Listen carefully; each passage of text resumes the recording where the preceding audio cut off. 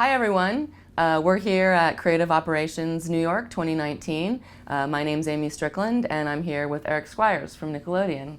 Hi Eric, thanks Hi. for coming. You're very welcome. It's my pleasure. Yeah, so tell us a little bit about yourself and your role and how you got to do what you do. Great.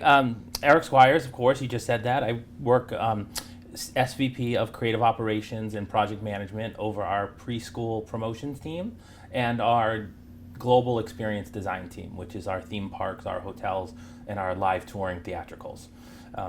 In the pre-K side, I oversee the management of all of the marketing, promos, tune-in, and all of our marketing in promotion of our pre-K schools for Nick Jr.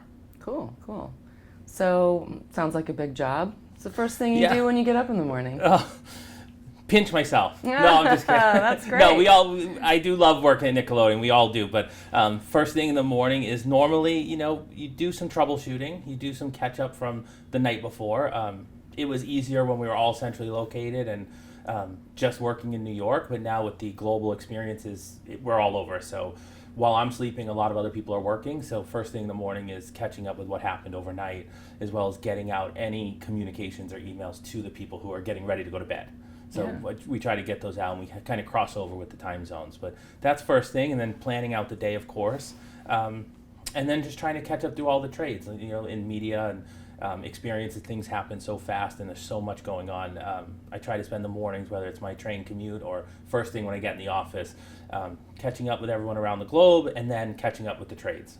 As you know, no 2 days in creative operations are the same, but if you could talk to us a little bit about what's a typical day in Eric's life.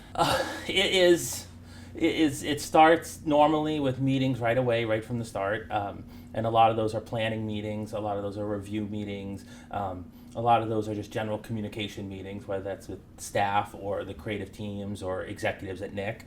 And then you go in, and then you obviously have time, you try to carve out time for your own work, whether that's emails or your own long-term planning or long-range projects, which is, I find, harder and harder to do as we get busier and busier on the day-to-day. But if we try to carve out that time and make that time there so that you can focus on that, it helps. But normally it's meetings, it's creative reviews, it's production planning, and it's trying to stay in touch with the people all over the globe working on all of our projects. Yeah, great. So with a team that's that big and that distributed, what are some things that you do to try to keep the team engaged, to engage with the team, to keep everyone up to date? You know what? We try to be very deliberate and very specific about planning catch-up time and planning communication time. And not just meetings, but planning status check-ins, planning conversations, and scheduling them. I think you have to be very deliberate in getting them on the calendar. As you know, in this day and age, everybody lives by their calendar, and if we don't put it in there, we lose track of it, and it's not going to happen. And in general, I know this sounds a little trite, but I do try to just sometimes just walk around the office and stop in and talk to people and stop by people's cubicles and desks and offices and knock on the door and do pop-in visits and try to have conversations. Yeah, great.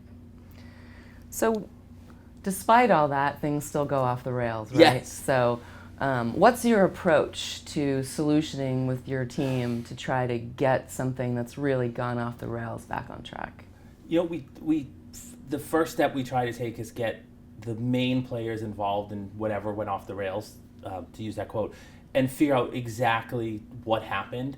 And it's less about figuring out what went wrong or who did something that they shouldn't have done, but just where are we and what happened and what actually has to be fixed first.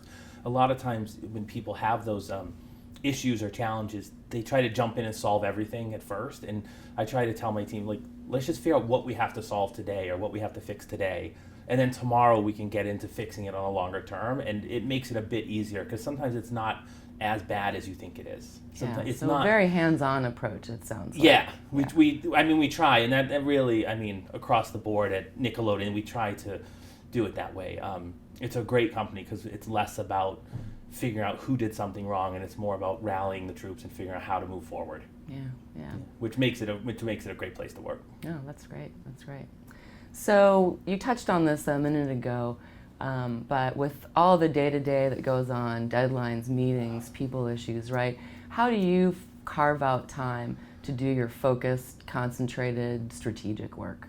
Well, I try to do a third for the day-to-day immediate work, a third for longer range planning or long-term projects, and then I try to reserve a third for staff development, whether that's one-on-one meetings, status reviews, conversations. I try to do that during the day. Of course, some days are different than others. Some days just go away completely. But I find for me, I have to put it in my calendar, and I have to treat it like a meeting or treat it like a task. Even if, if I have a presentation due, I don't just say I'm going to work on it that day. I try to put it in at 1 o'clock on Tuesday, and I'm going to work at it for an hour and a half, and then I don't let anyone interrupt that time. Yeah, and so commitment to yourself. Yeah, and it's very easy to say sitting in this chair. It's very hard. I'm sure you know it's very hard. Yeah. There's so many distractions, and there's so many things that pop up that take you away from that, but it's hard. Good. Well, let's end on a really high note. Okay. So what really excites you about what you do? Why do you jump out of bed in the morning? I think I'm very lucky because we're a kids entertainment brand, a kids media brand. I really think it's because what we do generally affects kids and brings enjoyment to kids. I think at the end of the day, when we open a theme park, or you go to see one of our live touring shows, whether it's Paw Patrol or something else, and seeing the kids dancing and singing and interacting, whether it's our toys or even just the reactions to our shows, it makes it worthwhile. It's it keeps you young being in kids television. It really does. It's fun. It's less about a commodity and just a product, and it's more to reminding ourselves that we actually get to affect kids, and kids interact with what we do, which makes it great. That's awesome. Yeah, seeing some of the pictures and videos, or when you're on site at one of our locations, it's great to see all the kids smiling, families having fun, families interacting together. It makes it worthwhile. Yeah, that's definitely a great purpose. Yeah.